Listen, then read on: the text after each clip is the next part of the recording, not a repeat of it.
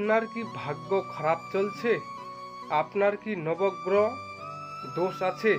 তাহলে এই ভিডিওতে যে আমি প্রয়োগটি বলবো সেটি করবেন, আপনার ভাগ্য খুলে যাবে।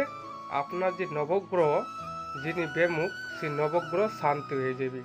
তো কি করবেন? যিনি 10 টাকা করে একটা গীতা, আপনি 108টা গীতা বই নেবেন।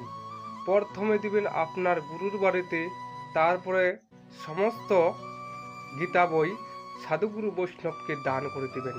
তারপরে সাধুগুরু বৈষ্ণবকে একবার সেবা দিবেন। আর কি করবেন?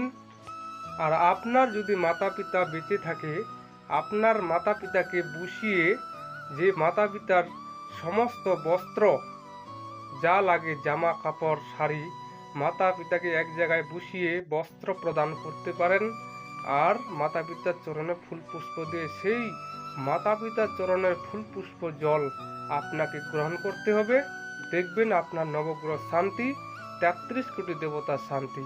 এটা করে দেখবেন, 100% রেজাল্ট পাবেন। জয় রাধে।